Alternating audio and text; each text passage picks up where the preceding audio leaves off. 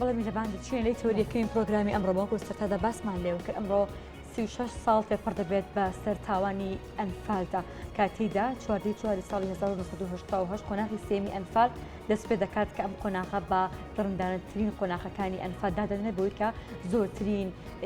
زۆرترین هاوڵاتی کوردستان لەم قۆناغەدا دەکرێن بەزیندە بەتاڵ دەکرێت یاخود دەکردن بە قوربانی دیارە لەم قۆناغی ئەنفالدا زۆرترین گوندەکانی کوردستان خاپور دەکرێت نزیکەی 4 شارۆچکە لە هەرێمی کوردستان داوش بە هەمان شێوەز خاپور دەکرێت و ژمارەی ئێجگار زۆر لە دانیشتوانی ناوچەکانی کفری کەلار خورماتوت قەزای چەمچەماڵ ئەم ناوچانە ئەم خەڵکی ئەم ناوچانە بێسەر و شوێن دەکرێت زیندە بەتاڵ دەکرێت کە تاوکو ئێستاژ ناسنامەی زۆرینەی زۆریان دیار نییە تاکو ئێستاژ لەناو بیابانەکانی ئێخوار و عێراقدا لەناو لەژێر خاکدان نەخۆزیندە بەتاڵی کراون لەسەر ئەرکی خانمی یەکەمی عێراق خۆشبەختانە ژمارەی بەرچاو لەو ڕووفاتانە هێنرانەوە بۆ زێدی خۆیان لە ڕابردوودا بینیمان لە ماوەی ڕابردوودا کە 172 ئەنفال کراو بۆ زێدی خۆیان گەڕان و لە سیمێکی شایستەدا لە زێدی خۆیان بە خاک سپێدران بەڵام هێشتا ئەمە بەز نییە بۆ ئەوەی کە بڵێن کە ئەمە کۆتایی ڕووفاتی ئەنفالە بەڵکو لە ئێستادا بە سەدان کەس بە هەزارەها کەس لەناو بیابانەکانی خواروی عێراقدان و کە ناسنامەیان دیار نییە و یاخو بە شوازێک لە شێوازەکان نەگەڕێنەوەتەوە بۆ خاکی نیشتمان ئێمە ئەمڕۆ گفتوگۆ دەکەین سەبارە بەوەی کە چی کراوە بۆ هێنانەوەی ئەو ڕووفاتانە کە کەسوکارەکانیان چاوەڕی ئەوانن تا چەندێک DNA ئەو کەسانە وەرگیراون نەخۆ بەدەم کەیسی ئەنفالۆ چوونە ئەرکی چالاکوانەکان ئەرکی ئەو کەسانی کە لە بوارەکانی ئەنفالدا چالاکن چین بۆ ئەوەی کە بتوانە خزمەت بە دۆزی ئەنفالکەن ئەم تاوانە لەسەر ئاستی هەرێمی و بکەن بەسەر ئاستی نەدەوڵەتی و بکەن بە قەزێکی جیهانی کە تێدا بتوانن تا ڕادەیەک لەو برینە ساڕەش بکەن کە چەندین ساڵە بۆ ماوەی 36 ساڵە خەڵکی کوردستان بەگشتی بەدەستی داناڵێنن ئێمە ئەمڕۆ گفتوگۆ دەکەین لەگەڵ زۆر بەڕێزمان دکتۆر شێرزاد حەسەن کە بەڕێزیان چالاکوانی بواری ئەنفالن ڕاستەخۆ لە چەمچەماڵەوە لەگەڵمادان دکتۆر سڵاو لێ بێتبانی باش وەکو کەسێکی چالاکوانی بواری ئەنفال دەمەوێت سەردای پرسیارەکەم ئەوە بکەم کە لە ڕابردوو لە ئێستادا چیتان کردووە بۆ قەزەی ئەنفال کەیسی ئەنفال کە بتوانن زیاتر قەزەکە زیاتر کەیسەکە بەرەو پێش بەرن ئەم تاوانە لەسەر ئاستێکی هەرێمیەوە بکەن بە نێودەوڵەتی. بەیانیتان باش بەیانی بینەرانی کورسات باش سڵاو بۆ ئەم ڕۆژە پیرۆز و پرشنگدار و ئەم ڕۆژەی کە بە خوێنی گەشی لاوانی کورد پێش 36 ساڵ پرشنگی ئاڵای کوردستانیان نەخشان بە خوێنی خۆیان بە خوێنی ئەو مناڵ و گەنج و پیر و ئەو خەڵکانەی کە بێتاوان بوون ئەو خەڵکە سبیلەی کە لە ژێر پۆستاڵی عەسکەری ڕژێمی بەعسا شوێن بزر کران بەڵێ ئەوان بوون پرشنگی ئاڵای کوردستان کە ئێستاش لەسەر بینا و لەسەر حکوومەتی هەرێمی کوردستان ئەشەچێتەوە بەداخەوە ئەوە پرشنگی ئاڵای کوردستانە کە بە خوێنی ئاڵی ئەو ئەنفالانە نەخشێنراوە کە ئێستا بێناز و بێ کەس لە دەبەری ئەنفالدا بێ ئەوەی لێیان بپرسنەوە بێ ئەوەی سەرخۆشییان لێ بکەن بێ ئەوەی سەردانیان بکەن ئەم ڕۆژە ماتەمە بەڕێیەکەن. باشە دکتۆر هەڵبەتە وەک دەزانین کە برینەکانی کەسوکاری ئەنفالکراون تا ئێستش ساڕێژ نەبووە پەیامیان هەیە داواکاریان هەیە بە شێوەیەکی گشتی ئەمڕۆ ئەوەنەی سەرەتای ڕۆژە بەڵام کەسوکاری ئەنفالکراوان لەوێن پەیام و داواکاریەکانی کەسوکاری ئەنفالکراوان چیندا کەسانێکی وەکو بەڕێستان کە چالاکوانن لە بواری ئەنفالدا. خاتوونەکەم داواکاریەکان وەکو داواکاری حەق نییە ئێمە بچینە نێو داواکاری لە دوای 36 ساڵ لە تەمەنی ئەنفال لە دوای ئەوەی کە حکوومەتێک بە خوێنی ئەوان دروست دەبێت حەقە ئێستا حکوومەت پرسیاری لە بەرەو پێشچوونی دۆزیی ئەنفال کردایە بیم بانزانایە دۆزی ئەنفال لەسەر ئاسی جیهان گەیشتووە بەچوە نەک داواکاریە کەسێکان کە بەداخەوە تا ئێستا وەکو ماسلۆ ئەڵێ داواکاری ئەمنیەت داواکاری خۆراک داواکاری ژیان داواکاری مانەوە ئەو داواکاریانە دەبوو دەیان ساڵ پێش ئێستا لەلایەن حکوومەتی هەرێمی کوردستان و لەلایەن ئەو بەرپرسانەی کە لەسەر کورسی ئێسک و پروسی ئەنفال وەزیر و حکومڕانی ئەم وڵاتاکەن دەبوو جێبەجێ بکرایە بەداخەوە داواکاریەکان داواکاری ئاو مادەنین، داواکاریەکان داواکاری ناسنامەن. ئەجینا دەبوو ئێستا لە بواری تەندروستیدا خەڵکانی ئەنفال گرین کارتیان هەبوایە، دەبوو کارتی سەوزیان هەبوایە و بۆ هەر فەرمانگە و هەر دائیرەیەک بچوونایە بە شانازیەوە سەری ڕێز و نەوازشیان لە بەردەمدا بنرایە. نەک ئێستا ئێمە کەیسی ئەنفال بچوو بکەینەوە لە چەند داواکاریەکی مادی بچوو. داواکاری کە سوکاری ئەنفال تەنها موچە نییە، ئەوە مافە و بڕاوەتەوە لەم خاکەیە هەموو مرۆڤێک دەبێ موچە و دەبێ بژێوی ژیانی هەبێ. ئەنفال سەروەری ئەوێ کە سوکاری ئەنفال ئەو شایستە ڕێز و حرمەتەی ئەوێ کە دەبوو حکوومەتی هەرێمی کوردستان بۆیان دابین کرایە. دەبوو ئێستا ئەنفال لە نێو کەیسە نێو دەوڵەتەکانە بناسێنرایە. دەبوو ئێستا کەیسی ئەنفال بە شانازیەوە مۆری دەوڵەتی کوردی ڕابگەیەنایە. بەداخەوە ئێمە هەموو جار لە یادەکانی ئەنفالە داواکاریەکان کورت ئەەکەینەوە لە چەند داواکاریەکی بچوو، لەوانە داواکاری مادی، بۆ نمونە داواکاری لە کەیسی تەندروستی یا لە کەیسی ژیان لیان کەیسی موچەدا. وەک ئەوەی بەڕێستان باسی ئەەکەن لەوانە گەورەترە. بەڵێ دکتۆر هەڵبەتەوە خۆی بەڕێستان باسی ئەەکەن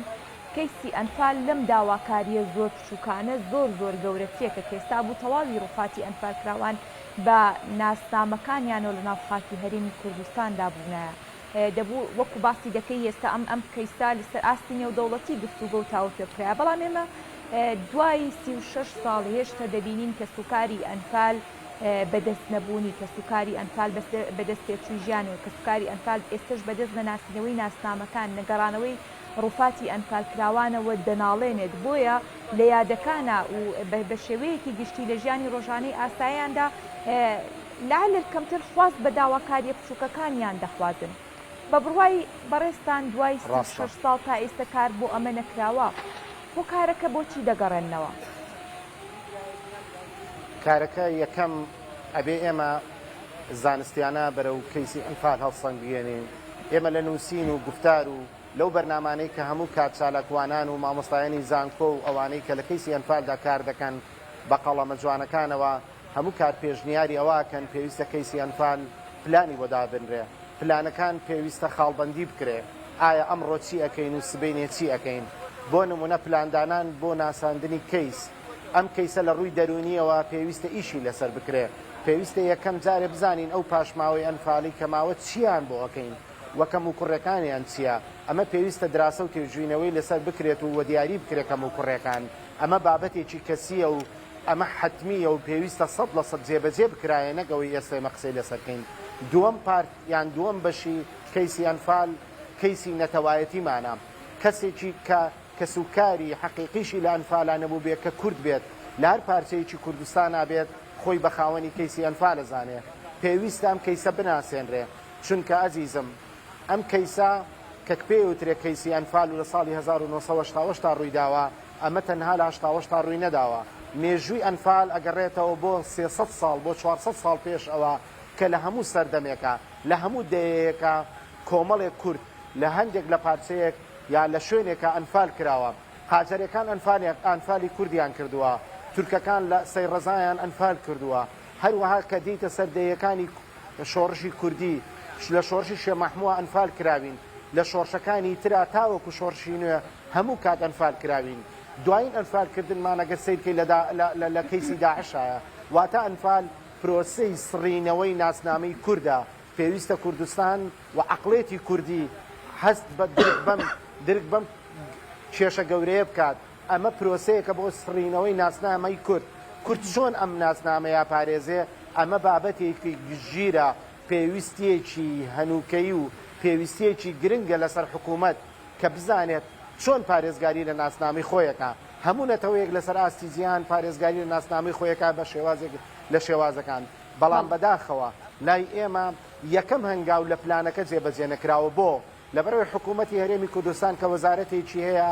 بە ناوی شەیدان و ئەنفالکراوان، بەداخەوە ئەم جارە شەڵێم نەک لە ئاست ئەو بەرپرسیارەتیە نییە، بەڵکو هیچ هەنگاوێک نانات بۆ ناساندن و بۆ خزمەتکردنی کە سوکاری ئەنفالکراوان. من ئەپرسم لە دەسەڵاتداران لە وەزارەتی شەیدان و ئەنفالکراوان تا ئێستا چ پلانێکیان جێبەجێ کردووە؟ باوەڕ بکە هێنانەوەی ڕووفاتی ئەنفالەکان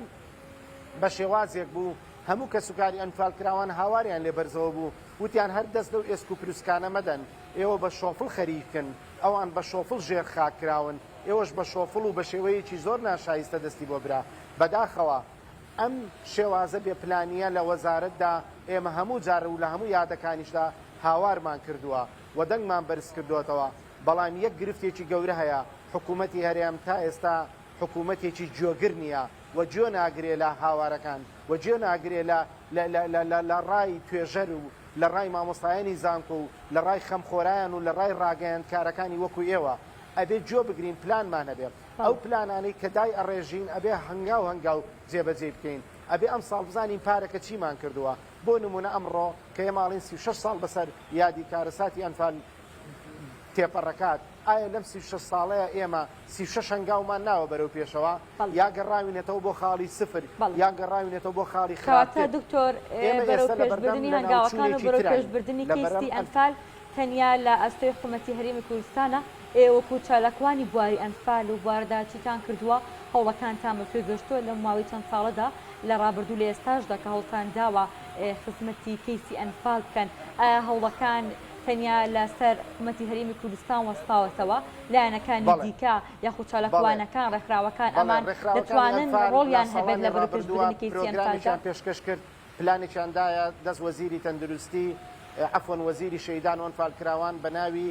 چۆنێتی یادکردنەوەی کارەساتی ئەنفال کارەساتی ئەنفال ئەوە نییە تەنها لە مۆنۆمنتێک یا لە شوێنەکە بکرێتەوە پێویستە لە نێو خوێندنی باڵایە ئەم ڕۆژە لەم ڕۆژەیە بەبیری هەموو مناڵان بێنرێتەوە پێویستە لە نێو کەیسی پەروەردەیە ئەزیزم خاتوونەکەم ئەگەر بچی لە نێو پەڕەکانی پەروەردەی منهەجی پەروەردەی حکوومەتی هەرێمە سەیری کەیسی ئەنفال بکەی تەنها نیو لاپەڕی لەسەر نووسراوە بەداخەوە ئەو کەیسە گەورە کە زۆرینەی خاچی کوردستانی تێدا وێران و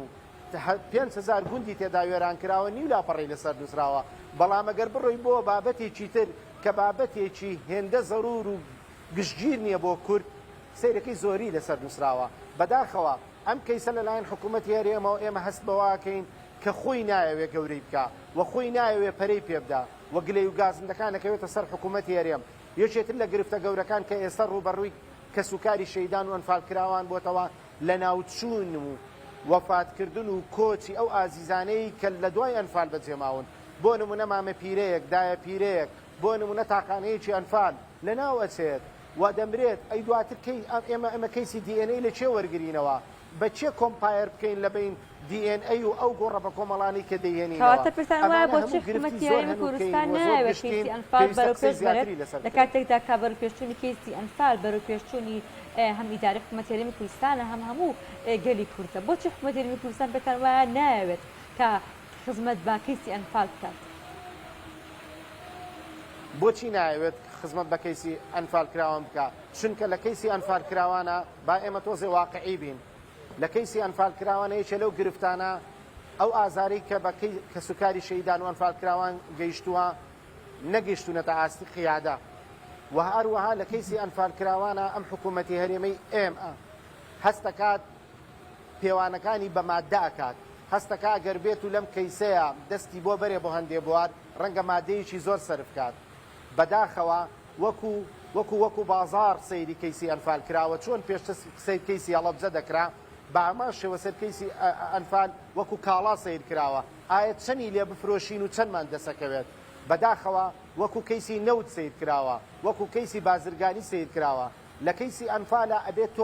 ئەبێت تۆ ببەخشی تا سەروەری بەدەستبێنی ئەبێت تۆ ببەخشی تا شەرەف بەدەستبێنی ئەبێت تۆ ببەخشی تا کەرامەتت بجێڕیتەوە ئەبێت تۆ ببەخشی تا ناسنامی کورد بەدەستبێنی لە کەیسی ئەنفالە مادە ئەبەخشی تا کەرامەت و ناسنامەی نەتەوەیت بەدەستبێنیتەوە نەک لە کەیسی ئەنفالە وەکو کاڵای بازرگانی تەماشا بکرێ ئەگەر بێت و تۆ پرۆپۆزەڵێک جەناب دۆکو ڕاگەیاندکاریان چالاکوانێکی مەدەنی پرۆپۆزەڵێک ئامادە بکات و پێشکەشی حکوومەتی هەرێمی بکە یەکەم خاڵکە لای حکوومەتی هەرێمە بێتە گرفت و تێبینی و سەرنجە خاتە سەری لایەنە مادیەکەیەتی بۆ لەبەرەوەی دایم کەیسی ئەنفال وەکو کاڵایەکی بازرگانی سەیرەکرێت ئەم کاڵا بازرگانیە ڕەنگە هەتا ئێستا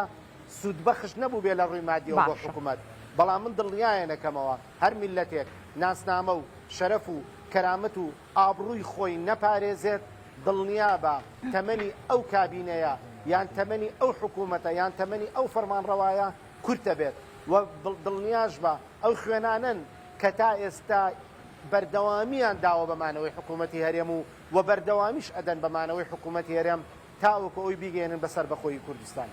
باشە دکتۆر بە بڕوای بەڕێستان جگە لە حکوومەت هەرێمی کوردستان و هاوکات حکوومەتی عێراقی تا چەندە گرنگە ڕۆڵی گەورە و کاریگەری هەبێت لە تاوانی ئەنفالدا بۆ ئەوەی کە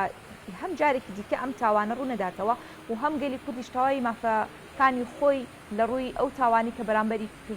بەرامبەری کراوە وەری بگرێتەوە. حکوومەتی عێراقی بەپێی ئەو محکمەی کە محکمەی سەرانی ڕژێم کرا کۆمەڵێ ماف وەکو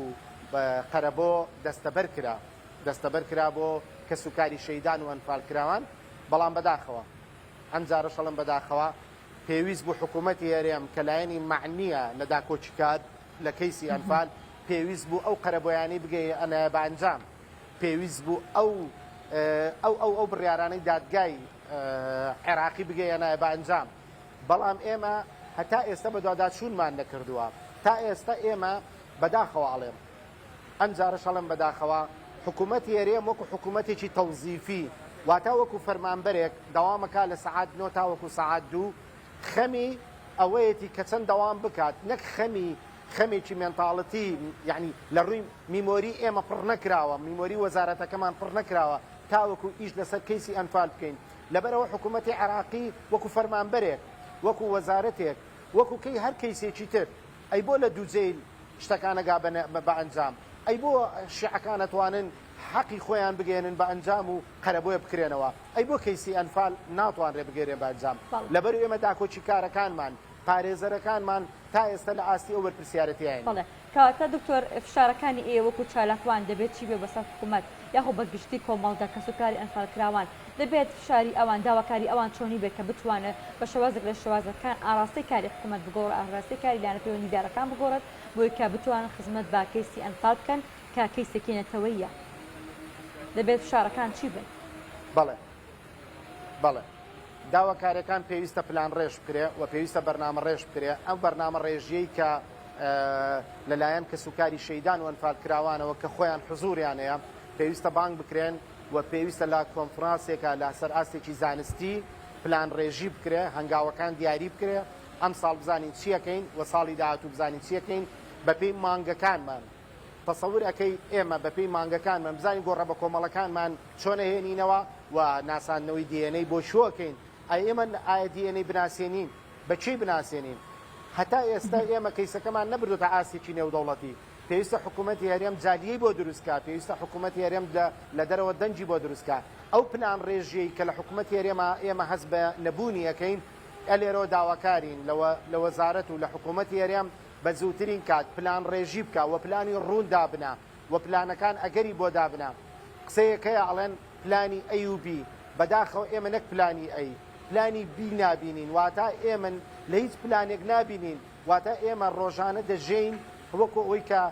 کە هیچ پلانێک و هیچ حاڵەتێک نەبێت تەنها نەمانی کەسوکاری ئەنفال پاش چەند ساڵێکی کە تاقانەکان نامێنن بەتەمەنەکان نامێنن، خەڵک لە یادەوەریە ئەنفال نامێنێ، ڕەنگە ئێستا مناڵانێک لە سلێمانی لە هەولێر لە دووەک پرسیاری ئەنفالیان لێ بکرێ هەر نەزانێ وەڵامیش داتەوە. ئەمە حاڵەتێکە پێویستە لە نێو مێنتاڵەتی ئێمەیە چۆن هیرۆشیما و ناکازانچی لە نێو مێنتاڵەتی گەلی یابان و هەموو سەرزەویە وجودیە. ڕەنگە لە ئەعلامیکی وەک جەنابەت بپرسی هیرۆشیما و ناکازاکی بزانێت، ئێمە نەمانتوانیوە ئەنفال بگەینە ئاستێکی نێودەوڵەتی. ئەمانەش هەمووی بێپلانیە و لێرەوە داواکارین وەکو چالەکوانان وەکو مامۆستایانی زانکۆ پلان ڕێژی بکرێ و لە دوای ئەم قسانی ئێمە و ئەم دیداری ئێمەوە بە دواداچوون بکرێ و پلانی تۆکمەدا بنرێ بۆ ئەوەی ئەم کەیسە گەورەیە کە مۆرجی ناسنامەی کوردیە و ئەمە تەنها کەیسە کە ئەتوانین حکوومەت و دەوڵەتی کوردی بگەینین بەسەر بەخۆی یەکجارێک. دکتۆر کەواتە بە پێچەوانەوە مانەوەی دۆخی یاخۆ کەیسی ئەنفال لەم دۆخە تەقبەستوی ئێستای کە هەیە چ زیانێک چ کاریگەریەکی نەرێنی لە داهاتوودا بە کەیسی ئەنفال دەگەیەنێت؟ بمبەخشە سەوتەکە بەڵێ نییە مانەوەی کەیسی ئەنفال لەم دۆخی ئێستای کە هەیە لەم دۆخە داخراوە یاخو لەم بارە چەقبەستوی خۆیدا کە هەیە تا چەندێک کاریگەری نەرێنی تا چەندێک زیان بە کەیسی ئەنفال دەگەێنێت لە داهاتوودا. بەڵێ بەڵێ ئەم شێوازەمانەوەیە زیانی زۆر ئەگەیەنێ بە کەسوکاری شەیدان و ئەنفالکراوان چونکە تەمەەن بەرەو سەرچێت. ئێستا ئێمە زۆر ئازیزی پاشماوەی ئەنفال هەیە و کە خۆی شاید حاڵی ئەنفال بووە لە دادگای عێراقی و شاید حاڵی ئەو کەیسانە بۆ ئێستا لە ژیانە نەماوە. شێوازێکی زانستی هەیە بۆ ناسینەوەی دیێنەی شێوازێکی زانستی هەیە بێت تۆ لە کەسوکارەکان دیێنەی وەربگری واتە سامپلین بکەی و لەو گۆڕە بە کۆمەڵانش سامپلین بکرێ. ئەم دوو سامپلینگە کۆمپایە دەکرێت واتە بەراورد دەکرێت ئەگەر بێت و لە یەک نزیک بوونیان وەکو یەک بوونیان ماچنی یەکیان کرد کەواتە ئەمە کەسوکاری ئەم کەسەیە و ناسینەوەی ئەم گۆڕە بە کۆمەڵا بۆ عالەم ڕوونی ئەکاتەوە کە ئێمە زیندە بەتاڵ کراوین. بەڵام بەداخەوە لەگەڵ ڕۆژگارە کەسوکاری ئەنفال بەرەو نەمانە چن ئەم نەمانە ئەبێتە هۆی ئەوەی کە کەیسی ئەنفال لە داهاتوە ئێمە سامپلینگمان نەمێنێ و نەتوانین بە شێوەیەکی زانستی بیناسیێنینەوە. ئەمە یەک دوو بێزاری ئەم بێزاری لە نێو عقلی تاچی کوردیە کە لە نێو عقلی کەسوکاری ئەنفالە وا ئەکات مۆرجی نەتەوایەتی ئێمە بسڕێتەوە لە نێو تاکە لە نێو ئەوانشی کە کەسوکاری ئەنفال کراوان نین هەستەکات کە وەفا نەبێ کە ئەمەگداری نەبێ بۆ ئەوانەی کە خوێنیان بەخشیوە بەم خاکە واتە ئەمەگداریت نابێ بۆ ئەم جیلەی کە ئێستا پێ ئەوترێت جیلی گەنج و جیلی نوێی ئەم منەتەوەیە کە سەیرەکە ئەم حکوومەتی هەرێمە ئەمەگداری وەفای نەبێ بۆ کەسوکارێک کە خوێنی بەخشیوە بۆ دروستبوونی حکوومەت ئەمە لە نێو تاچی ئێمەیە عقلێتێک دروست دەکات کە ئەم حکوومەتە حکوومەتی خۆمان نییە واتە ئەم حکوومەتە حکوومەتێکی بێگانەیە بە ئێمە. ئەمە یەکێکە لەو گرفتانەی کە لە نێو تاچی کوردیە ئێستا هەست پێکرێ ئەگەر بگەڕیتەوە ئەگەر بێک و ڕیپۆرتاژ بکەن ئەگەر بێت و پرسیار لە خەڵک بکەن سیرەکەی هەموو بێزاریان هەیە لەم حکوومەتە بۆ لەبەرەوەی ئەمەگداریمان نییە بەرامبەر کەسوکاری شەیدان بەرامبەر کەسوکاری ئەنفال کراوە. باشە دکتۆر هەڵبەتە ئەوەی کە ڕوون و ئاشکرا لە ماوەی ڕابردوودا لەسەر ئەرکیخانی یەکەم عێراق ڕووفاتی 172 ئەنفالکرا و گەڕێندرایەوە هەرێمی کوردستان و بەڵێنەکانی ژاخوکارەکان بەردەوامی دەبێت بۆ ئەوەی کار بگرێت گۆڕە بە کۆمەڵەکانی دیکە بهێندێنەوە هەرێمی کوردستان و لە زێری خۆیاندا بەخار بستێتن. ئەم هەوڵانە تا چەندە کاریگەری دەبێت لەسەر ساڕێژبوونی برینی کەسوکاری ئەنفالکراوە و تا چەندە گرنگیشە بەردەوامیان بێگومان بەڵێ بێگومان گەڕانەوەی ئەو ڕووفاتانە بە شێوەیەکی زانستی و بە شێوەیەکی باش و بە شێوەیەک کە لەگەڵ ئاداب و نەریتی کوردەواری و ئاینی پیرۆزی ئیسلاما بگونجێت ئاهێک بە دڵی کەسوکارەکەیە دەهێنێتەوە. بەڵام ئەمە هەنگاوێک کە دەبوو پێشتر بنرایە و ئەبا بێ پرۆسەیە بەردەوامی هەبێ نەک ئێمە لە ماوەی ڕابردوودا تەنها حەوت بۆ دا گۆڕی بە کۆمەڵمان هەڵدا بێتەوە هێنابێتمانەوە سەدان گۆڕی بە کۆمەڵمانەیە. ئیحسان یەکێک بوو لە وەزیرانی کە خۆی گەڕاوە و ئێمە داتامان لایە چەندین گۆڕی بە کۆمەڵ هەیە کە دەستی بۆ نەبراوە. ئەبێ پێویستە گۆڕە بە کۆمەڵەکان ئەگەر بێت و یەکێک لەو گرفتانی کە هەیە تا ئێستا شوێنی بە گۆڕە بە کۆمەڵەکان لە سەماوە و لە دیابانی عەرعەر نەکراوە بە مۆنۆمێن. پێویستە ئەو شوێنانە لەوێ بکرێ بە مۆنۆمێنت بۆ ئەوەی وەفدی بیانی بێ سەردانی بکات نەک ئەوەی کە تۆ لە چاڵێکە ئەو گۆڕە لە ماوەی 36 ساڵە لەوەیە دەرێنیت و چاڵەکە بەجێلی وەکو چاڵێکی بێ ئەمە سەیرەکەی ئەوە گۆڕی خەوتووی 36 ساڵی کە سوکاری ئێمەیە لەبەر ئەوە پێویستە ئەو گۆڕانش لەوێ دیاری بکرێن و ئەو زەویانە جارێکی کەژ و تومانێتەوە لەلایەن حکوومەتی هەرێم و حکوومەتی عێراقیەوە بە تاپۆ بخرێتە سەر کەسوکاری شەیدان و ئەنفالکراوان بۆ ئەوەی هەتایە بخرێتە سەر وەزارەتی شەیدان و ئەنفالکراوان بۆی هەتایە ئەو شوێنانە وەکو شوێنێکی شوێنەواری وەکو شوێنێکی پیرۆز وەکو شوێنێکی مقدەس خەڵک بچێت سەردانی بکە بزانێ چکارە ساتێک ڕوویداوە لە ڕابردوویە میلەتەیە. ئەمانە یەکێکن لەو هۆکارانەی کە تا ئێستا ئیشی لەسەر نەکراوە بەڵام لەگەڵ ئەوەش ئاهێنانەوەی ڕووفاتی کەسوکاری شەیدان و ئەنفالکراوانیان هەر هەنگاوێت بەو ئاراستەیە بنرێت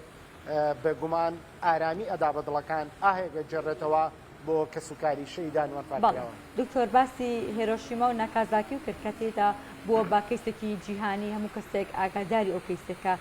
چی و چۆن بووە. ئێمە باز زۆر دەکەن کە لە ئێستادا ڕووفاتەکان بەشێکی زۆرن لە ساڵانی ڕابردوودا پشتگوێ خراونی هەنراونەتەوە. کەیسی ئەنفال لە ناوخۆدا گرنگی پێنادەدەی ئێمە چۆن دەتوانم کەیسە بەرێن دەوڵەتی بکەین لە کاتێکدا کە ئێمە لەسەر ئاستی هەرێمی خەمساردین لە بەروپێشبردننی کەیسی ئەنفالدا چۆن بتوانم کەیسە بەرێن دەوڵەتی بکەین بەم هەنگاوە بە ساردانی کە ئێستا هەیە. بەڵێ ئێستا سوپاس بۆ خوا لە دەرەوەی کوردستان جالی کوردی هەیە و حکوومەتی هەرێم نوێنەرایەتی هەیە و کورد زۆرن لە وڵاتان. پێویستە حکوومەتی هەرێم ئەم کەیسە بە دادگای لاهای لەوێ کەیس بکاتەوە پارێزەری بۆ بگرێت پارێزەری نێودەوڵەتی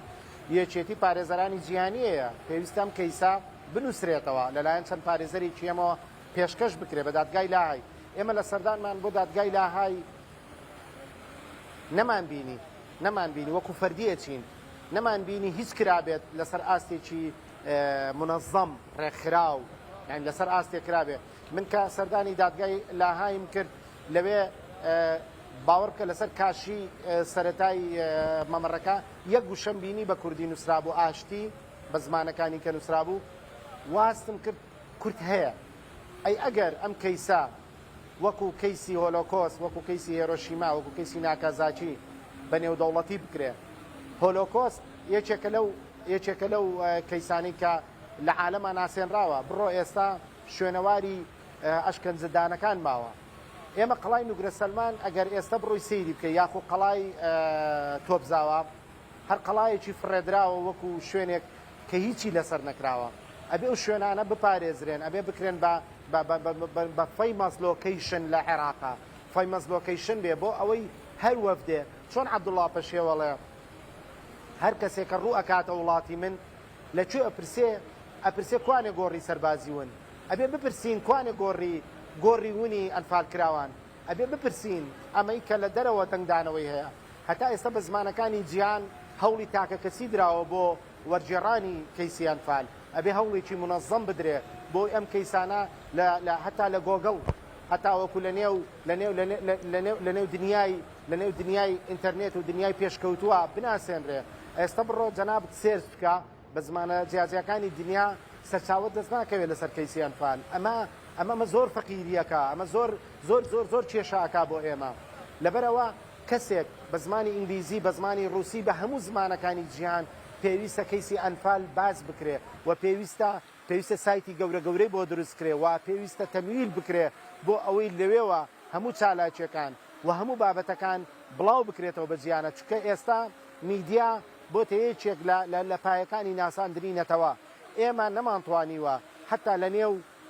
لە نێو میدیای جیهانیە خۆمان جێ بکەینەوە. ئەمانە هەموو کاری و پلانی ئەوێ بەداخەوە هەتا ئێستا و هەنگاوانە هەنگاوی تاکە کەسی نێرنراون هیچ هەنگاوێک نبینین لە ئاستی وەزارەت و لە ئاستی حکوومەتی هەرێمە.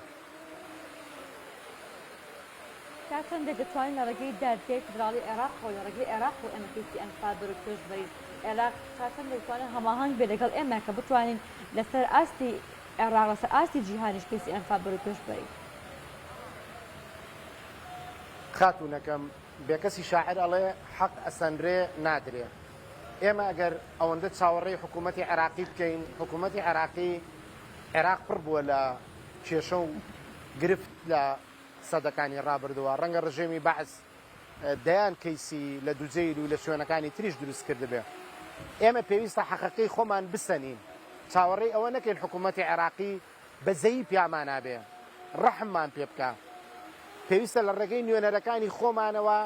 ببن بە نوێنەری کەیسی ئەنفال لەوێ ئەندام پەرلەمانەکانمان ببن بە ئەندام پەرلەمانی کەیسی ئەنفال. بەڵام بەداخەوە من لە هەموو قۆناغەکانی پەرلەمانی عێراقیە چەند پرۆپۆزەڵ پێشکەش بە سەرۆکایەتی پەرلەمانی عێراقی کراوە لەلایەنەندا پەرلەمانەکانی ئێمەوە